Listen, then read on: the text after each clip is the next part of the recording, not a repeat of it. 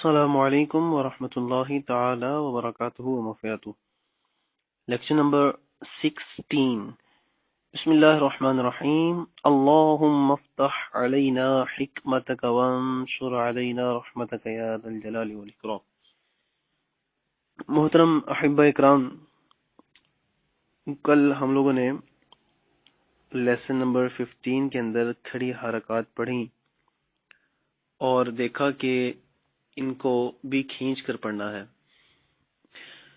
اس کے علاوہ ہم لوگوں نے حروف مدہ پڑھے اور دیگر حروف پڑھے۔ امید ہے وہ کچھ نہ کچھ تو ذہن میں ہی ہوں گے۔ آج ہم لوگ جو پڑھنے جا رہے ہیں وہ بھی حروف ہیں اور ان کو حروف لین کے نام سے جو ہے وہ پڑھا جاتا ہے۔ حروف لین کتنے، کون کون سے، کیسے پڑھے جاتے ہیں؟ تو سب سے پہلے دیکھتے ہیں کہ حروف لین کا مطلب کیا ہے۔ لین کا مطلب ہے نرمی کے ساتھ ادا کرنا، یعنی یہ حروف جس حرف کے ساتھ آتے ہیں اس حرف کو یوں سمجھ لیجئے کہ نرمی کی طرف مائل کر دیتے ہیں۔ اچھا، کتنے ہیں؟ حروف لین 2 ہیں۔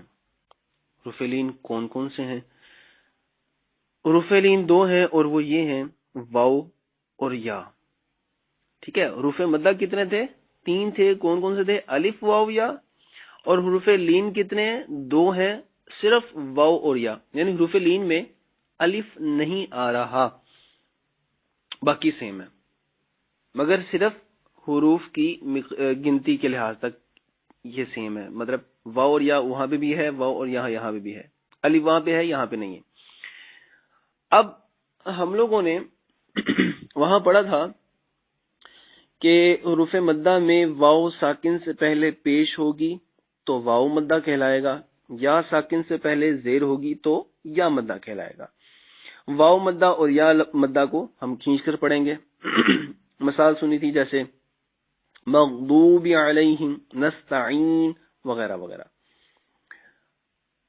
حروف لین کے اندر جو ہے وہ ایک سمپل سی بات ہے، واو ساکن ہو یا ساکن ہو، دونوں صورتوں میں اگر واو ساکن یا ساکن سے پہلے زبر آ جاتی ہے تو یہ واو لین یا یائے لین کہلائے گا۔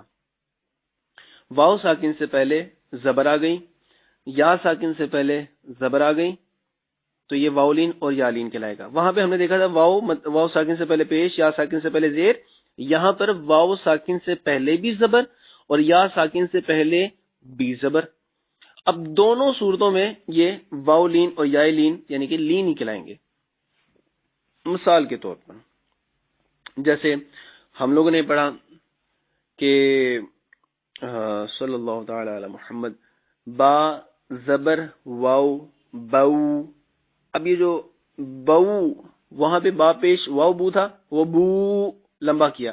اب با زبر واو، بو بو، تو یہ نرمی کی طرف مائل ہوا اور یہ اس کی آواز اس طرح کی نکلی، بو۔ اور جب یا کی طرف لگائیں گے اس کو نسبت کو تو کیا بن جائے گا؟ با زبر یا، بئی، بو بئی۔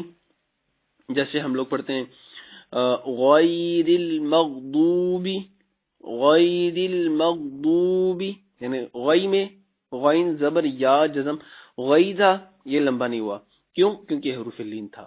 اور دوسری طرف جو ہے مغضوبی، یہاں پہ ضاد پیش واو، دو، مغضوبی، تو یہ جو ہے وہ کھینچ کر پڑے جائے گا، کیوں؟ کیونکہ یہ واو مدہ ہے۔ اسی طرح آپ کو بہت ساری مثالیں مل جائیں گی۔ یؤمنون، یہ نون پیش واو ہے، یہ کیا ہے؟ واو مدہ ہے۔ اور اسی طرح دوسری جگہ پر آپ لے لیں کفروا، یہ بھی واو مدہ ہے، ان الذین کفروا سواء علیہم۔ اور پڑھیں گے قول، قول، تو یہ واو لین آ جائے گی۔ تو واو لین اور واو مدہ، اس میں ڈفرنس رکھنا ہم نے، اور یا لین اور یا مدہ، ان دونوں کے اندر ہم لوگوں نے وہ ڈفرنس رکھنا ہے، یعنی کہ ان کو پڑھنے کا بھی طریقہ الگ ہے اور ان کے حروف بھی الگ ہیں۔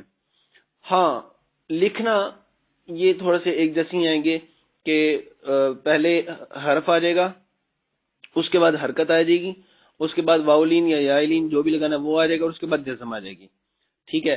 تو اب مثال کے طور پہ باؤ پڑھنا ہے ہم نے، تو با یا قول دیکھ لیتے ہیں، قوف پھر زبر پھر واؤ پھر جزم اور پھر لام اور پھر دو پیش، تو یہ قولن۔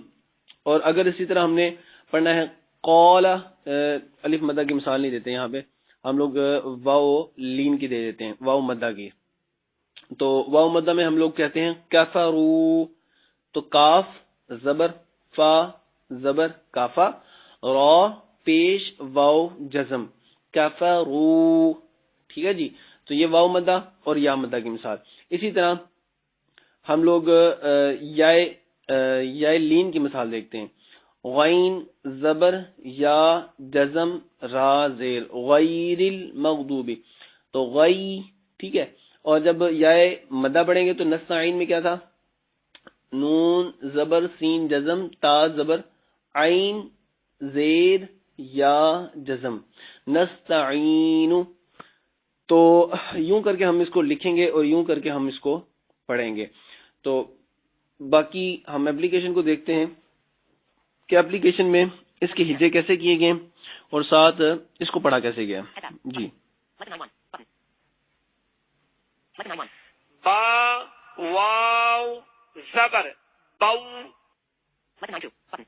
با یا زبر بائی، با واو زبر انہوں نے پڑھا۔